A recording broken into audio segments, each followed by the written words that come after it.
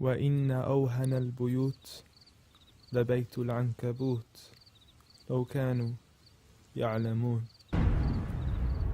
The weakest of homes is the home of the spider, if only they knew. And it's not just because of the web, but also for what happens inside it too.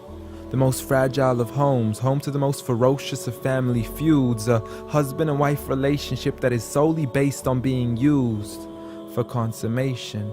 See, as soon as they finish mating, the wife would then consume the body of her own husband. It's disgusting, and so can the children be too. See, as soon as they mature, they would chew upon their own mother as a source of food. It's sinister, it's crude. I don't want to imagine it, but it's true. And such the examples that are used, not because God can be cruel, but for God to prove that the weakest of homes are those in which the inhabitants are abused.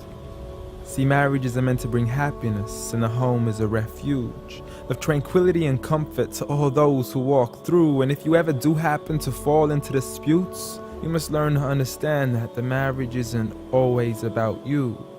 Rather, it's learning to live together as one, although we are still living together as two. In a home where everybody knows that they belong, with love, kindness, and mercy, so we could all just get along, and there's no need for fighting every time something small goes wrong. Because you can't build a home upon violence and then expect it to stand strong. I mean, what kind of man would harm his wife in the darkness of the night, leaving her to bleed as he scars her for life, having to cover up her bruises as she tries to hide them from sight? See, he's so focused on her responsibilities, but fails to realize that he also owes her rights. See, as a husband, you're meant to provide, protect, respect, guide, and guard her.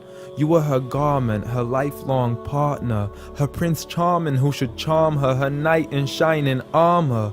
But a night has turned into a nightmare as he spends his nights trying to harm her. As she begs him on her knees, please, I need you to be calmer. I urge you, see, patience is a virtue. I never even heard you. I promise I didn't mean to hurt you. Please don't be mad. And please don't let the kids see, cause it's not right for a dad. It's sickening, it's sad that such scenes are happening in reality within the homes of so many broken families. It's a calamity that we forgot what the meaning of marriage is. Did you forget that the best of you in character is he who is best to his wife? The best of advice from the one who never harmed a servant, child, or wife in his whole entire life. Muhammad sallallahu alayhi wasallam. He was the best of examples in how to treat a woman right.